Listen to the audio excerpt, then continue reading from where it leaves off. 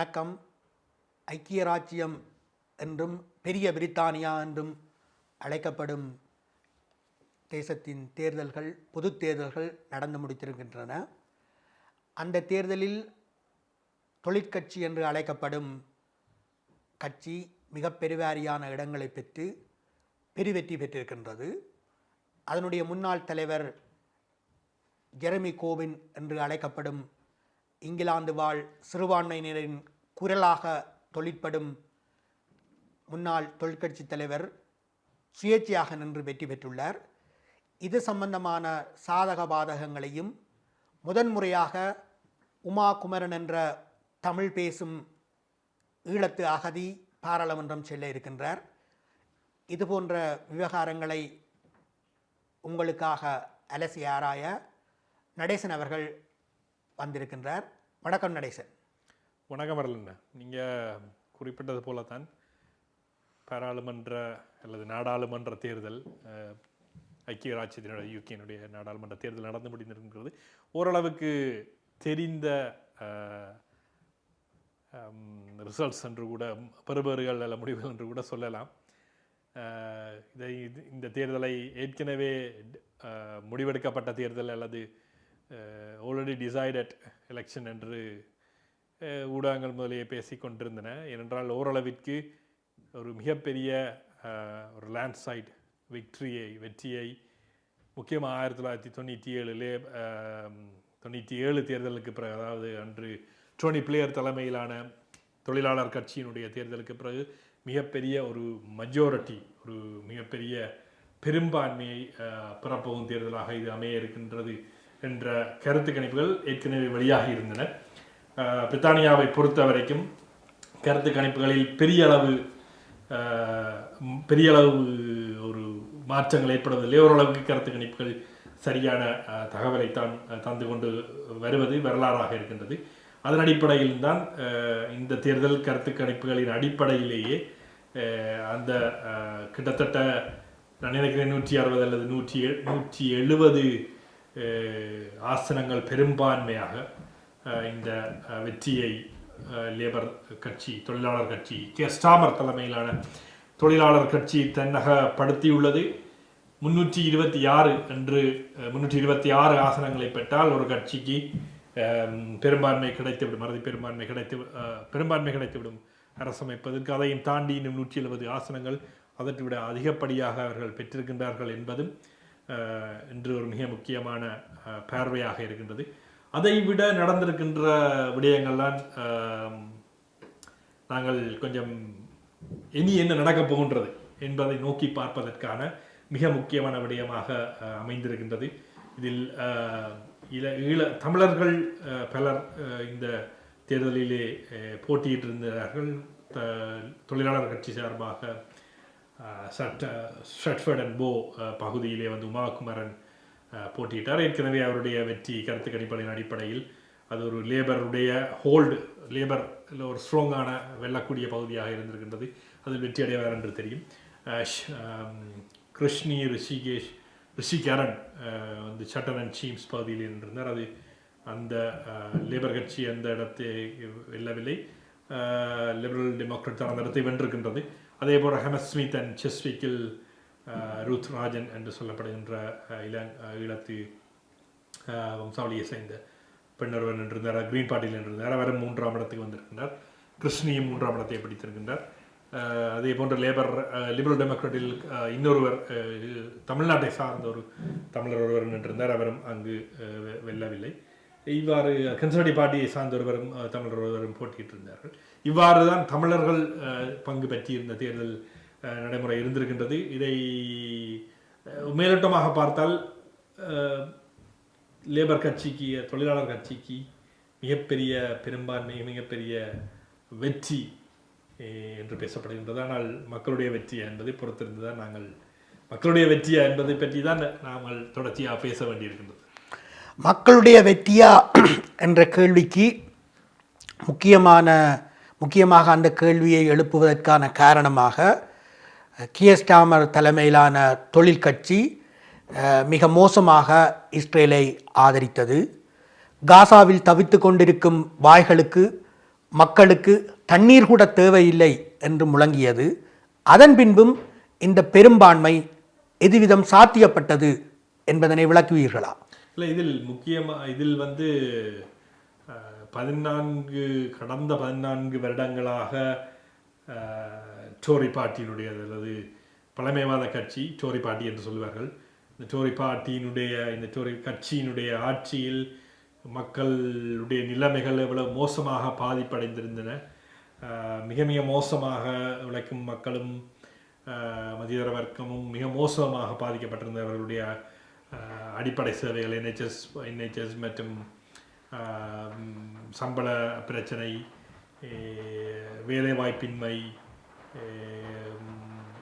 வேறு என்ன சொல்வது, இங்கே இருக்க இன்ஃப்ளேஷன், பொருளாதார பணவீக்கம், இதனால் ஏற்பட்ட குளறுபடிகள், பொருளாதார ரீதியாக ஏற்பட்ட சிக்கல்கள், மோர்கேஜ், இந்த வீட்டுக்கு கட்டப்படுகின்ற வாடகை விலைகள் தாறுமாறாக ஏறியது, வீட்டின் உரிமையாளர்கள் மோர்கேஜை தங்களுடைய வாடிக்கையான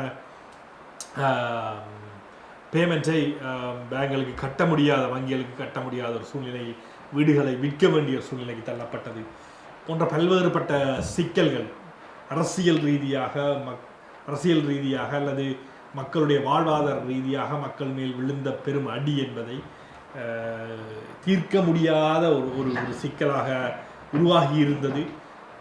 பல பிரதம மந்திரிகள் பதவியை விட்டு நீங்கி வெளியிலே போயிருந்தார்கள். சான்சலர்ஸ் என்று சொல்லப்படுகின்ற பொருளாதாரத்துக்கு பொறுப்பாக இருக்கின்ற அமைச்சர்கள் கிட்டத்தட்ட 7 பேர் அதில் மாறி மாறி வந்திருக்கின்றார்கள். இவ்வாறு பல்வேறுபட்ட சிக்கல்களுக்கு எதிர்வினையாகத்தான் இந்த தேர்தலினுடைய முடிவை நாங்கள் பார்க்க முடியும். அத்தோடு இந்த கன்சர்வேட்டிவ் கட்சிக்குள் இருக்கின்ற பிளவு, இதில் முக்கியமாக பிரெக்சிட்டை பார்க்க வேண்டியிருக்கின்றது. பழமைவாத கட்சி தன்மேல் அள்ளி போட்ட பெரும் மண்ணாக இந்த பிரெக்சிட் வாக்கெடுப்பு அல்லது பொது வாக்கெடுப்பு, ஒரு ரெஃபரண்டம், இந்த யூரோப்பியன் யூனியன் மீதான ஒரு பொது வாக்கெடுப்பு அதில் இருப்பதா இல்லையா என்பதை பயன்படுத்தி பிரச்சாரம் செய்துதான் முதலாக அவர்கள் 2011 என்று நினைக்கின்றனர். அதுக்கு முன்னர் அந்த காலப்பகுதியிலே அவர்கள் 2010 ஆட்சி அமைக்கின்றார்கள். அது ஒரு ஒரு ஹேங் பார்லிமெண்ட்டாக வருகின்றது. அதை முன்னிறுத்தி தான், அந்த ரெஃபரண்டத்தை நாங்கள் மக்கள் முன்னால் வைப்போம் என்ற பிரச்சாரத்தை முன்னிறுத்தி தான் அதனை செய்கின்றார்கள்.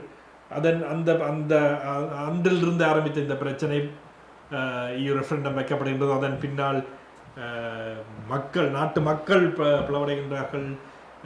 நாட்டு மக்கள் சமூக ரீதியாக பல்வேறுபட்ட பிளவுகள் ஏற்படுத்தப்படுகின்றது. அதே போன்று கட்சிக்குள் மிக மிக மோசமாக எல்லா கட்சியிலும் பிளவடைந்திருக்கின்றது. முக்கியமாக இந்த டோரி பார்ட்டி மிக மோசமாக பிளவடைந்திருந்ததை நாங்கள் பார்த்துருந்தோம். அத்தோடு இந்த டோரி பார்ட்டிக்குள் நடந்த ஸ்கேண்டல்ஸ், ஊழல்கள்னு சொல்லலாம்.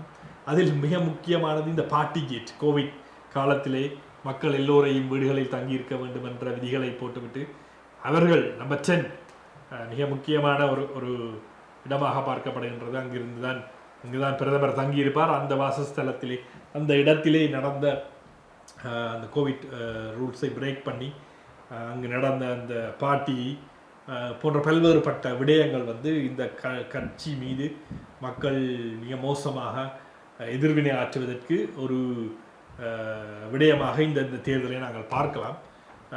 அதற்கு ஆல்டர்னேட்டிவாக தொழிலாளர் கட்சி இருக்கின்றதா என்றால், அரசியல் ரீதியாக அவ்வாறு ஒரு பெரிய அளவு மாற்றத்தையும் மக்கள் முன்னால் வைப்பதற்கு அவர்களிடம் எந்த ஒரு திட்டமிடலும் இல்லை.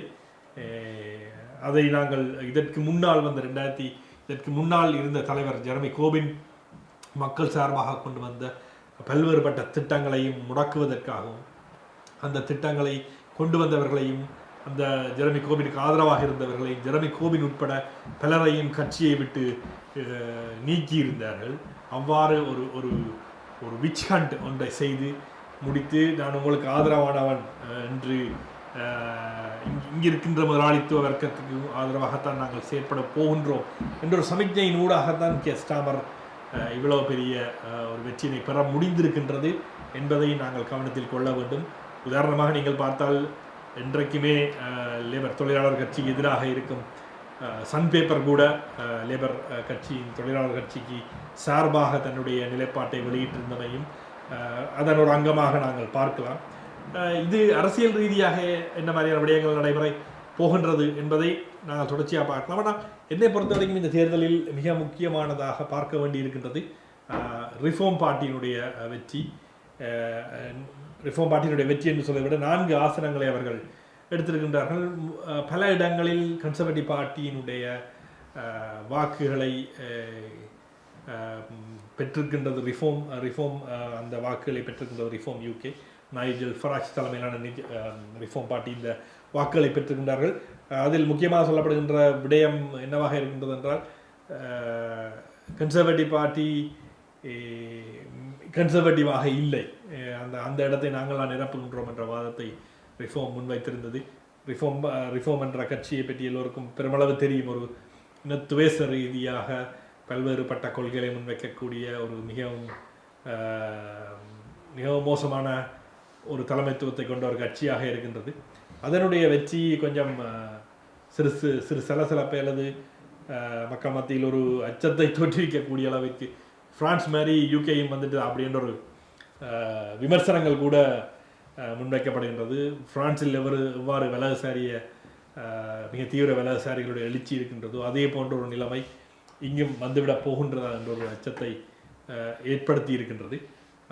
ஆனால் அதை மட்டும் பார்க்காமல் இன்னொரு புறம் இந்த தேர்தலில் லிபரல் டெமோக்ராட் மிக மீண்டும் தனது ஒரு இருப்பை அல்லது தனது இடத்தை திருப்பி பிடித்து கொண்டுள்ளது என்று சொல்லலாம். டேவிட் கெமரன் தலைமையிலான கன்சர்வேட்டிவ் கட்சியுடன் அன்று ஹங் பார்லிமெண்ட்டுக்கு கோலேஷன் சென்றதன் விளைவாக மிக மோசமாக அடித்து நொறுக்கப்பட்ட கட்சி இன்று மீண்டும் மிக பெரிய அளவில் ஆசனங்களை வென்று பெருமிடத்தை பிடித்துள்ளது. இது ஒரு முக்கியமானதாக பார்க்கப்பட வேண்டிய விடயமாக இருக்கின்றது. இது எல்லாவற்றையும் தாண்டி லேபர், கன்சர்வேட்டிவ், லிபரல் டெமோக்ராட் போன்ற மிக முக்கியமான கட்சிகள் என்று சொல்லலாம், பிரதான பாராளுமன்ற கட்சிகள் பெரும்பாலும் இந்த பிளாக் அண்ட் ஏசியன் மைனாரிட்டிஸ் அதிகமாக இருக்கின்ற இடங்களில் வந்து லேபர் தான் மிக அதிகமான வாக்குகளை ஆசனங்களை வென்றிருக்கின்றது. ஆனால் அதில் ஒரு மாற்றம் இருக்கின்றது என்னவென்றால் பெருமளவாக ஆனால் வாக்கு வீதத்தில் வந்து சரிவு ஏற்பட்டிருக்கின்றது. இப்போ லண்டன் பகுதிகளிலும் சரி, அதிகமாக லண்டனுக்கு வெளியிலும் சரி, அதிகமாக black and Asian minorities, ethnic minorities வாழ்கின்ற இந்த கான்ஸ்டிடியூஷன்ஸில் வந்து லேபருடைய வாக்கு வீதம் சரிந்திருக்கிறது. அவர்கள் வென்றாலும் அங்கு சரிந்திருக்கின்றது. அதே நிலைமை தான் கன்சர்வேட்டிவுக்கும் லிபரல் டெமோக்ராட்டுக்கும் பெரும்பாலான பகுதிகளில் இதே நிலைமை தான். இவ்வாறான பகுதிகளில் ஏற்கனவே ப்ரொஜெக்ஷன் ஒப்பீனியன் போல் சொன்னதின்படி கிரீன் பார்ட்டி நல்ல ஒரு வாக்கு வீதத்தை அவர்கள் அங்கு எடுத்திருக்கின்றார்கள். 4 ஆசனங்கள் அதிகமாக கூட இந்த எலெக்ஷனில் இந்த தேர்தலில் அவர்கள் பெற்றிருக்கின்றார்கள். பிளாக் என்ன சொல்வது, இந்த மைனாரிட்டிஸினுடைய எண்ணிக்கையிலே சொற்பமாக இருக்கின்ற இந்த தேசிய இனங்கள் உடைய இடங்களில் வந்து கிரீன் பார்ட்டியினுடைய வளர்ச்சி கொஞ்சம் அதிகமாகத்தான் இருக்கின்றது. ப்ரோ பலஸ்டைன் கம்பெயின் என்பதும் பலஸ்டைன் தொடர்பான லேபர் கட்சியினுடைய நிலைப்பாடு என்பதும் லேபர் கட்சிக்கு கிட்டத்தட்ட 5-6 இடங்களில் அவர்களுடைய சேஃப் ஜோன் ஆசனங்களை இழப்பதற்கு மிக முக்கியமான காரணமாக இருக்கின்றது. ஜெரமி கோபின் எவ்வாறு சுயாதீன ஒரு இண்டிபெண்டன்ட் கேண்டிடேட்டாக வென்றது போன்று கிட்டத்தட்ட நான் நினைக்கிறேன் 5 இண்டிபெண்டன்ட் கேண்டிடேட்ஸ் வந்து வென்றிருக்கின்றார்கள். இந்த 5ம் லேபருக்கு செல்ல வேண்டிய, லேபர் கட்சி தொழிலாளர் கட்சி வெல்ல வேண்டிய ஆசனங்களை இவர்கள் வென்றிருக்கின்றார்கள். இதுவும் ஒரு மிகப்பெரிய அடியாக லேபருக்கு இருந்திருக்கின்றது. இவ்வாறு தான் ஒரு மேலோட்டமாக பார்த்தால் இவ்வாறான விடயங்கள்லாம் இந்த தேர்தலிலே மிக முக்கியமானதாக இருக்கின்றது. இனி எதிர்காலத்துக்கு வருவோம். இந்த கீனீசிய பொருளாதாரத்தின் அடிப்படைகளாக அல்லது பொருளாதார ஏற்றத்தாழ்வை சமாளிக்கும் அல்லது நிர்ணயிக்கும் உத்திகளாக அவர்கள் உட்கட்டுமானங்களில் நிதி பங்களிப்பை வழங்குதல், அதாவது அரசாங்க சேமிப்பில் இருந்து உட்கட்டுமான பாலங்கட்டுதல், தெருக்களை பராமரித்தல் போன்றவற்றுக்காக நிதியை செலவழித்து அதனூடாக புதிய வேலைகளை உருவாக்குதல், அல்லது இந்த வங்கி வட்டி வீதத்தை, இந்த இங்கிலாந்து வங்கியின் வட்டி வீதத்தை கூட்டி குறைத்தல் என்பது போன்ற மெக்கானிசம்களால் என்றது போன்ற நடைமுறைகளால் தான் இந்த பொருளாதார ஏற்றச்சாழ்வை சமாளிப்பார்கள். இந்த விடயத்தில் தவறியதால் மரபுவாத கட்சி இது விதமான கேவலமான தோல்வியை சந்தித்ததா, அல்லது தலைமை, குறிப்பாக போரிஸ் ஜோன்சன் என்பவர் பத்திரிகைகளில் ஏட்டிக்கு போட்டியாக புழுகுவதால் அவரது புழுகு மூட்டை பாராளுமன்றத்திலும் பலிக்கும் என்ற நம்பிக்கையில் அவரை தலைவராக்கியதிலிருந்து இந்த தோல்வி வந்ததா? அதுபோல இந்த நடைமுறைகள், இந்த கீனீசிய பொருளாதாரத்தின் உத்திகள் வெறும் காலத்தில் எதுவிதம் தொழிற்கட்சிக்கு, பெருவாரி வெற்றி பெற்ற தொழிற்கட்சிக்கு உதவி செய்யும். டொனி பிளேயர் காலம் என்பது முற்றுமுழுக்க வித்தியாசமானது. அந்த காலம் என்பது குளோபலைசேஷனின் உதய காலமாக இருந்தது. ஈராக்கில் உட்புகுந்த, ஈராக்கை ஆக்கிரமித்த அமெரிக்க ஏகாதிபத்தியம் புஷ் தலைமையில் அங்கு கொடிநாட்ட புறப்பட்ட போது அதன் பேச்சாளராகவே கிட்டத்தட்ட டொனி பிளேயர் மாறிப்போனார். ஈராக் யுத்தத்தில் பாராளுமன்றத்தின் அனுமதியின்றி ஈராக்கிற்கு பிரித்தானிய படைகளை அனுப்பினார். இது போன்ற நடவடிக்கைகளைத்தான் கியர் ஸ்டார்மரும் தொடருவாரா? குறிப்பாக இந்த உக்ரைனிய யுத்தம் அல்லது உக்ரைன் ரஷ்யாவுக்கு இடையில் நடக்கும் யுத்தத்தில் தொடர்ந்து பில்லியன் கணக்கில் அள்ளி வழங்கும் அமெரிக்கா போல இந்த ஐரோப்பிய நாடுகளின் ஆதரவை பெற பிரிட்டன் எத்தனிக்குமா? அல்லது குறிப்பாக பலஸ்தீனிய விவகாரத்தில் என்ன நடவடிக்கை எடுப்பார்கள்? மேலும் இந்த ருவாண்டா விவகாரம், இந்த குடியேறிகளின் நாடான பிரிட்டனில் உட்புக முயற்சிக்கும் அகதிகளை ருவாண்டாவுக்கு மறுநாடு கடத்தல் என்பது போன்ற விடயங்களில் தொழிற்கட்சி எதுவிதம் செயற்படும் என்று எதிர்பார்க்கின்றீர்கள்? இதில் நேரடியாக சொல்லப்போனால் முதலாவது விஷயம், இந்த ருவாண்டா விஷயத்தை அவர்கள் ஏற்கனவே அவர்களாக மறுத்து விட்டார்கள். அது சாத்தியமில்லை, அது நடைமுறைப்படுத்த முடியாது என்று சொல்லிவிட்டார். வெளிப்படையாகவே கியர் ஸ்டார்மர் ஒரு விவாதத்தில் குறிப்பிட்டார், ரிஷி சுனாக் ருவாண்டாவுக்கு ஒரு விமானம்தான் அனுப்புவதற்கு, ஒரு நாட்டிற்கு ஒரு விமானம் மூலம் அகதிகளை அனுப்புவதற்கு முனைகிறார். நாங்கள் எல்லா நாடுகளுக்கும் அனுப்புவோம் திருப்பி அகதிகளை, எல்லா நாடுகளுக்கும் ஃப்ளைட் பறக்கும் என்ற விடயத்தை முன்வைத்திருந்தார். அவை ஃப்ளைட் பறக்கத்தான் போகுது.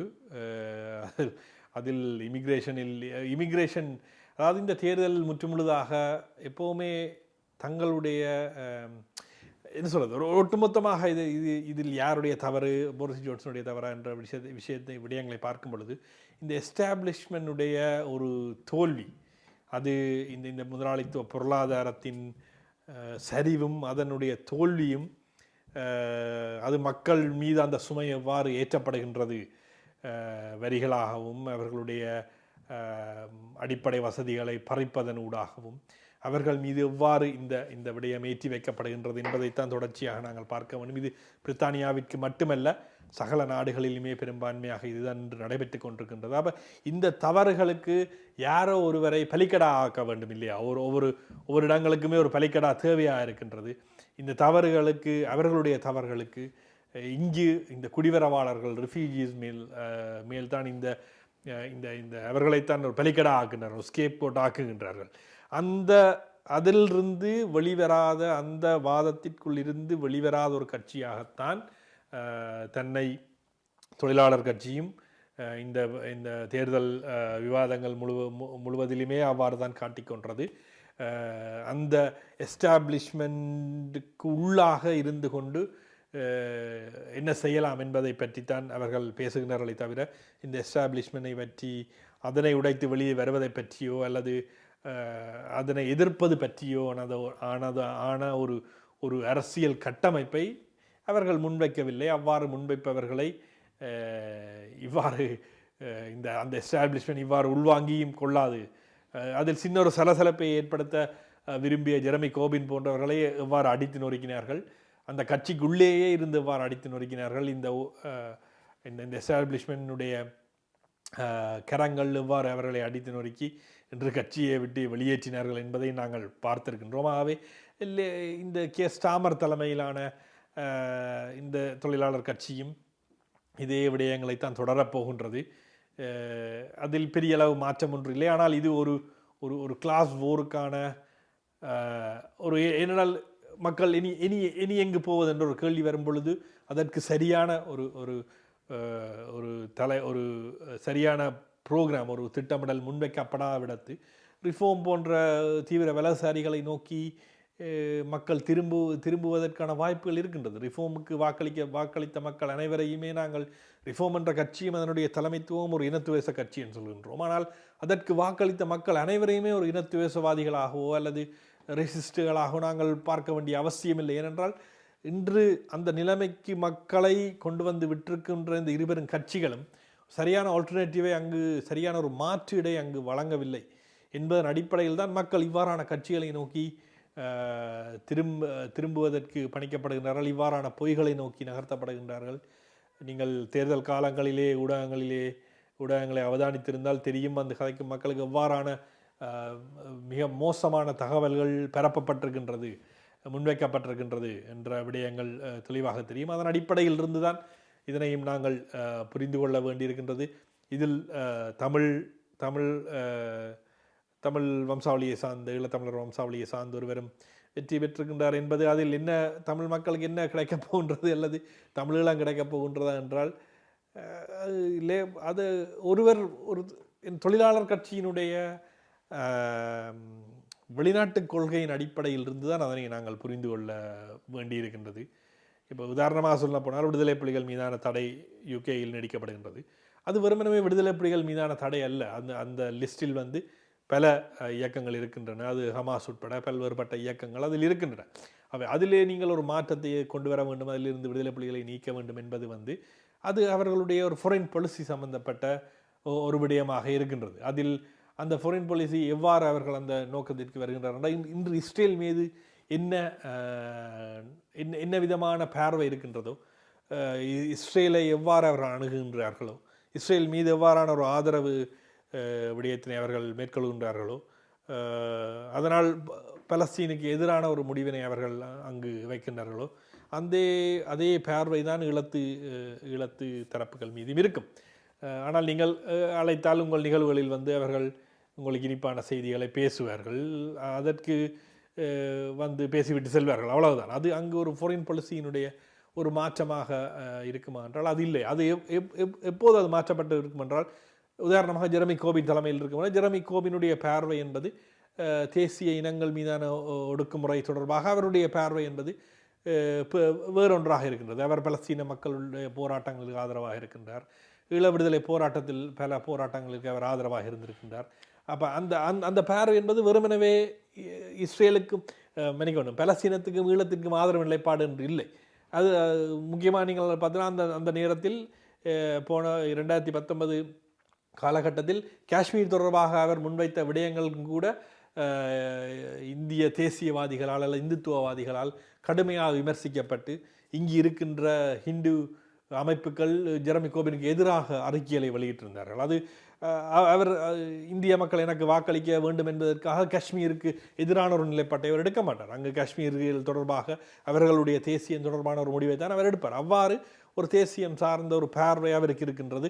அதனுடைய நீட்சியாகத்தான் அல்லது அவர்கள் ஜெரமி கோபினுடைய ஆட்சி வந்தால் அவர்களுடைய தரப்பு முன்வைக்கின்ற ஒரு கட்டமைப்பு என்பது அதனுடைய ஃபாரின் பாலிசி சார்ந்து ஒரு கொள்கை திட்டமிடல் சார்ந்து தான் அங்கு இருக்கும். அதே போன்று அவர்கள் வெறுமனவே இந்த ஃபாரின் பாலிசி என்பது வெறுமனவே தனியாக ஃபாரின் பாலிசியாக இயங்காது. அதாவது உங்களுடைய உள்ளூர் லோக்கல் பாலிசிக்கும் ஃபாரின் பாலிசிக்கும் ஒரு தொடர்பு இருக்கின்றது இல்லையா. இங்கே இருக்க நாட்டு மக்களை நாடு கடத்துவோம், எல்லா ஃப்ளைட்லேயும் எல்லாரையும் திருப்பி அனுப்புவோம் என்று சொல்லிக்கொண்டு அங்கிருக்கும் மக்களுக்கு சார்பான நிலைப்பாட்டவர்கள் எடுக்க மாட்டார்கள். ஆகவே இந்த ஒரு பெரும்பான்மை வாதம் என்பது அந்த பெரும்பான்மை வாதத்திற்குள் சிக்கிக்கொண்டு எண்ணிக்கையிலே சிறுபான்மையாக இருக்கும் மக்கள் பக்கம் இவர்கள் திரும்புவார்கள் என்பதும் அல்லது ஒரு எமது வம்சாவளியை சேர்ந்த ஒருவர் அங்கு சென்று விட்டால் அல்லது சில பேர் சொல்லிப்பான ஒரு ஆளை அனுப்பியிருக்கிறோம், இன்னும் கொஞ்சம் பேரை அனுப்பினா அது மாறும் என்று. ஆட்களை அனுப்புவதால் மாறாது. அந்த ஆட்களுடைய நிலைப்பாடு என்னவாக இருக்கின்றது. ஏனென்றால் அவர்கள் தொழிலாளர் கட்சிகள் சென்று விட்டால் அவர்கள் அந்த கட்சியினுடைய பிரதிநிதிகள் அந்த கட்சியினுடைய பொலிசியை அவர்கள் உள்வாங்க வேண்டும். அந்த பொலிசியின் அடிப்படையில் தான் அவர்கள் செயற்பட வேண்டும். அதனைத்தான் பரப்ப வேண்டும். அதன் அடிப்படையில் தான் செயற்படுவார்கள். அவ்வாறு இல்லாதவர்கள் கட்சியை விட்டு வெளியேற்றப்படுவார்கள். ஜெரமி கோபின் போன்ற 2 முறை தலைவராக இருந்தவர், மிக முக்கியமாக தெரசா மே என்னுடைய தேர்தல் 2017 நடந்த தேர்தலிலே லேபர் கட்சியினுடைய வாக்கு வீதம் என்பது அவ்வாறு அதிகரித்திருந்தது. அவ்வாறான ஒரு நிலைப்பாட்டை கொண்டு வந்தவர். இவ்வாறு ஒரு தலைவரையே இன்று வெளியிலே அந்த அவருக்கு நாடாளுமன்ற தேர்தலில் நிற்பதற்குரிய வாய்ப்பை கூட வழங்காமல் வெளியேற்றி விட்டிருக்கிறார். அவ்வாறு ஒரு நிலைமைதான் வரும். ஆகவே இந்த முறை அல்ல, எந்த முறையும் யார் நம்மை பிரதிநிதித்துவப்படுத்துகின்றார்கள், அவர்களுடைய அரசியல் என்ன என்பதன் அடிப்படையில் தான் நாங்கள் இதனை புரிந்து கொள்ள வேண்டியிருக்கின்றது. ஜெரமி கோபினை பற்றியும் இதில் ஏன் ஒப்பிட்டு சொல்ல வேண்டியிருக்கின்றால், இப்போ நீங்கள் உதாரணமாக பார்த்தால் கடந்த ஜெரமி கோபின் தலைமையிலான தேர்தலில் இன்றைய தொழிலாளர் கட்சியினுடைய தலைவர் சென்ற முறை அவர் பெற்றிருந்த வாக்குகள் கிட்டத்தட்ட 36,000 வாக்குகளை பெற்றிருந்தார். இந்த முறை அவருடைய தலைமையிலே அவருடைய தொகுதியில் அவர் பெற்றிருக்கின்ற வாக்குகள் 18,000 தான்.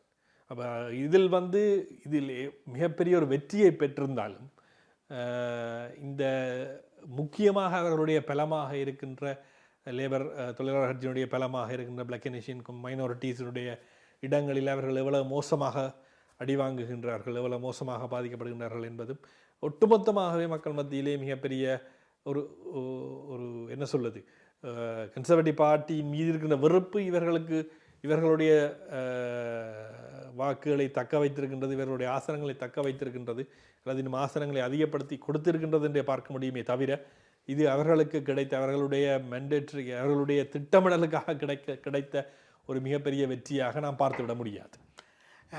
இந்த தேர்தலின் முடிவில் பல வித்தியாசமான விடயங்கள் அரங்கேறி இருக்கின்றன.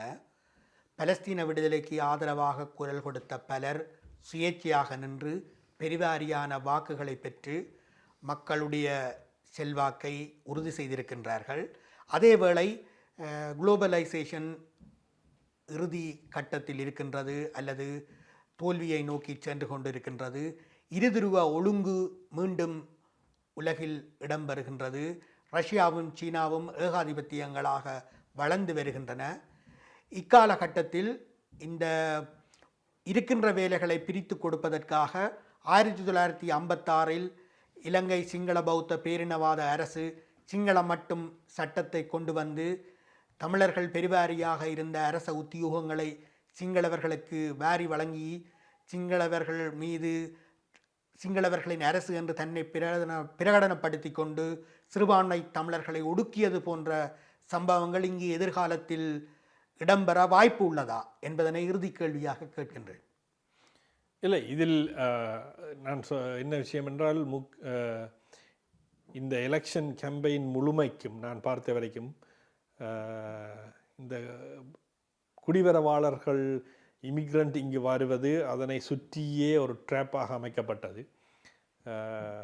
அதனை சுற்றி தான் பெருவாரியான சிக்கல்கள் பெருவாரியான கேள்விகள் எழுப்பப்பட்டு மற்ற விடயங்கள் முழுமையாக மறைக்கப்பட்டன. ரிஃபார்மினுடைய நைஜல் ஃபராஜ் போன்றவருடைய வெற்றிக்கும் அது ஒரு காரணமாக இருந்திருக்கின்றது. இந்த இந்த இந்த பிரித்தாளும் விடயத்தினை இவ்வாறு ஒருவரை ஒரு உழைக்கும் வர்க்கத்தை ஒருவருக்கு ஒரு எதிராக நிறுத்துவதன் ஊடாக ஒரு தம்முடைய அதிகாரங்களை தக்க வைத்துக் கொள்ளும் இந்த விளையாட்டினை உலகுக்கு கற்றுக் கொடுத்தவர்களே இந்த பிரித்தானிய காலனித்துவவாதிகள் தான். அதில் அவர்கள் எக்ஸ்பர்ட் என்று கூட சொல்லலாம். அதனைத்தான் அவர்கள் தொடர்ச்சியாக செய்கின்றார்கள். அதில் தொழிலாளர் கட்சி நீங்கள் சொன்னது போல டோனி பிளேயர் காலத்து தொழிலாளர் கட்சிக்கும் இன்று ஸ்டாமர் காலத்தில் இருக்கும் தொழிலாளர் கட்சிக்கும் வேறுபாடுகள் இருக்கின்றன. நிச்சயம் வேறுபாடுகள் இருக்கும். ஒரு இன்றைய காலகட்டம் வேறையாக இருக்கின்றது. ஆனால் டோனி பிளேயருடைய ஒரு எக்ஸ்டெண்டட் வேர்ஷனாகத்தான் ஸ்டாமரை பார்க்கின்றார்கள், சொல்லுகின்றார்கள். ஆகவே அவர்களுடைய பொருளாதார அரசியல் தோல்விகளுக்கு அவர்களுக்கு ஈஸியாக கிடைக்கின்ற ஒரு தரப்புகளாக இந்த இமிக்ரண்ட்ஸ் இருக்கும் பட்சத்தில் இந்த மாதிரியான ஒரு பிளவுவாத அரசியலை தான் அவர்கள் முன்னெடுக்க முயற்சிப்பார்கள். இதற்கு சரியான ஆல்டர்னேட்டிவாக மாற்றீடாக அரசியல் முன்வைக்கப்படும் பொழுது